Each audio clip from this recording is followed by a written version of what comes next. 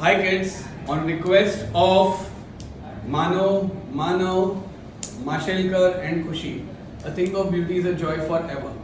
बेटा ये शॉर्ट एक वीडियो है जिसमें से आपको पूरी पोएम समझ में आएगी। ये पोएम जब भी आती है थोड़ा सा टेंशन हो जाता है, ये पोएम ही नहीं समझ में आती, जबकि ये पोएम सबसे ब्यूटीफुल है और सबसे इजी है। सबसे पहले आप कोई भी पोएम करने जाओ तो उसमें पहली चीज आपको करनी है एप्रिसिएशन, जो कि 5 मार्क का आएगा। अगर ये पोएम एप्रिसिएशन में नहीं आई तो ये कॉम्प्रिहेंशन में आएगी, वो वापस 5 मार्क की है। अब सोचो कॉम्प्रिहेंशन में क्या आएगा कोई भी पोएम में, तो सबसे पहले फैक्चुअल क्वेश्चन, ट्रू और false, complete the following, match the column, web fill-ups, 2 mark के। तो जब भी आप ये पोएम करते हो तो पोएम के पीछे ये जो सब है ना वर्कशॉप्स, वो करके जाना।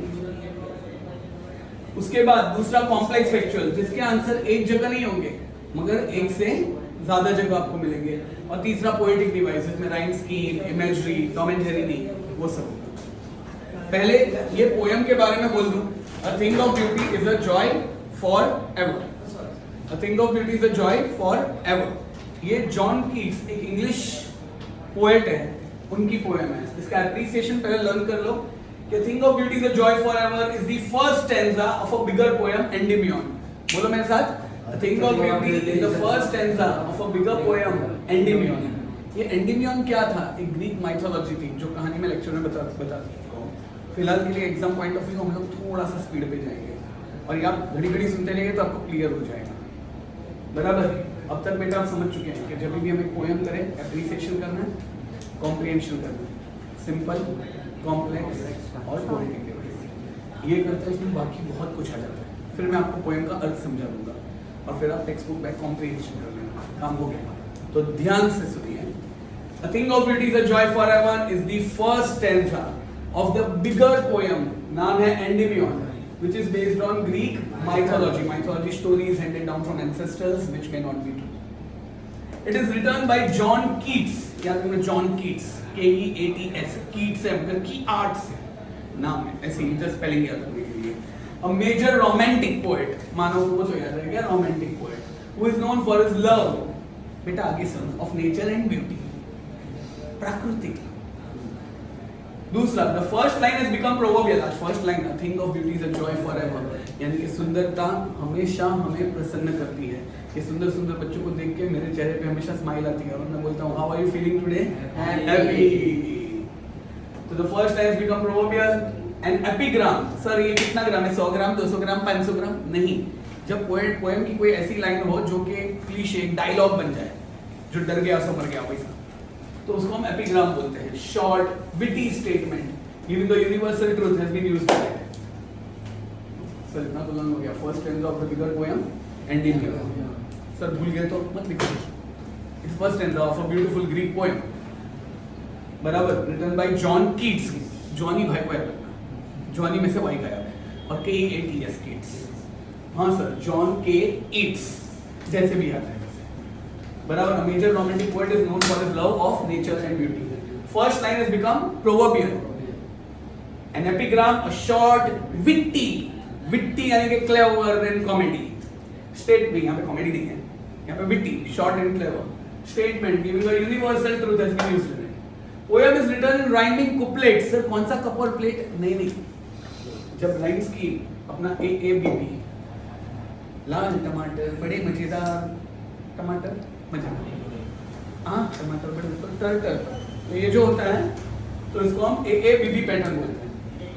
Besides epigram in the beginning, the poet uses many metaphors to symbolize things of beauty.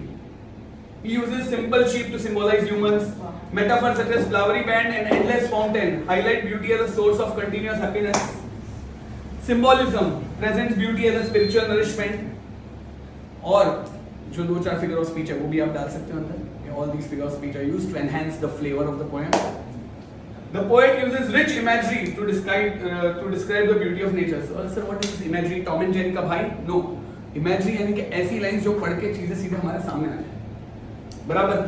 Poem celebrates the importance of beauty. ये poem में beauty की खास बात बोली है। Beauty, which is physical and spiritual, in providing happiness amidst harsh realities of life. जीवन के harsh realities में beauty fresh कर देती है।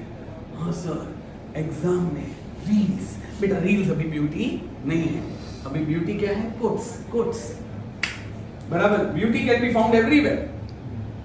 Beauty has the ability to cure and heal troubled minds. The poem conveys hope, positivity. It provides emotional comfort. It makes this poem deeply uplifting. ये सब pointers हैं. आपको अपना एक appreciation बनाना है. Notes में से भी use कर सकते हैं. तो appreciation थोड़ा बहुत learn हो गया. अब इस poem पे आते हैं. मार्च 2023 में इस poem के कुछ सवाल आए थे. वो हम बाद में discuss करेंगे. पहले मैं थोड़ा सा poem आपको समझा देता हूँ. A thing of beauty is a joy forever. Yes, जैसे खुशी के handwriting है, इतने beautiful है वो देख के it's a joy forever. देख के हम लोग ताज़ा होने. बेटा ये पूरी poem थोड़ा बहुत आपका favorite मुन्ना भाई version बराबर था, पूरी version तक पूरा याद रह जाए. बराबर ये poem में लिखा है thing of beauty is a joy forever. यानी कि poet बोलता है कि जो भी beautiful चीज़ें हैं life की वो हमेशा के लिए सुख, हमेशा के लिए स्माइल, हमेशा के लिए जॉय, 36 इंच कलर टेलीविजन जब बड़ा स्माइल हैप्पी कर देती है. हम एकदम उदास होते हैं मगर ब्यूटीफुल चीज को देख के फ्रेश हो जाते हैं. आया ना. इट्स लवलीनेस इंक्रीजेस, उसकी ब्यूटी बढ़ती जाती है. बराबर, इसकी ब्यूटी बढ़ती जाती है. यानी कि इफ यू एंजॉय समथिंग, जैसे आपका वो सॉन्ग है आजकल रहमान डकैत का, पहली बार देखते हो अच्छा लगता है, दूसरी बार देखते हो देखते रहते हो अच्छा और अच्छा लगने लगता है.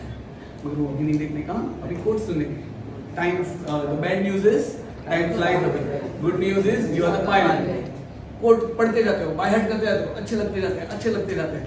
एग्जाम में वो आता है time in time wait for no one, चेहरे पे smile. So its loveliness increases. पहली लाइन एपिग्राम बराबर. It will never pass into nothingness. It will never pass into nothingness. यानी कि ब्यूटी कभी खत्म होगी ही नहीं. ये इटर्नल है. ETRNAL. इटर्नल मींस हमेशा रहेगी. तो ये line clear. A thing of beauty is a joy forever. Its loveliness increases. It will never pass into nothingness. बराबर. तो what is a joy forever? Any beautiful thing.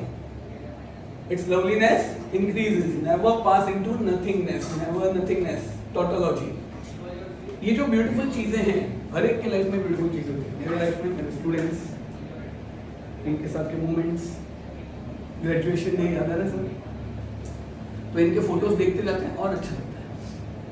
बराबर. आज life में full तनाव होता है, जैसे बाहर बहुत धूप होती है, तो धूप से हम एक शेड में जाते हैं तो कैसा लगता है, ताजा बोले. तो वैसे ही जो ब्यूटीफुल चीजें हैं will keep a bower. Sir what is a bower? तो देखो इधर मीनिंग लिखा है, pleasant shady place under trees, quiet for us.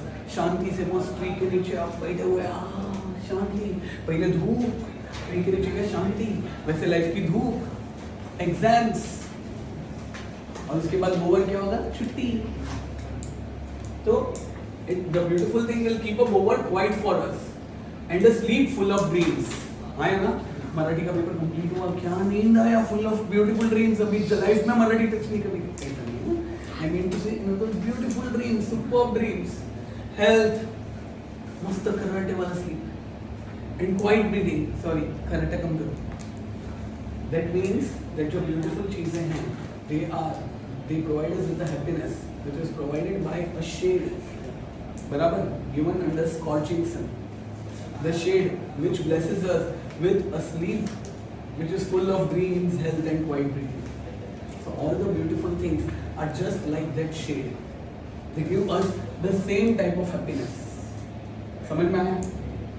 They are a flowery band. ये बंधन तो फ्लावर का बंधन है, which binds us to the earth.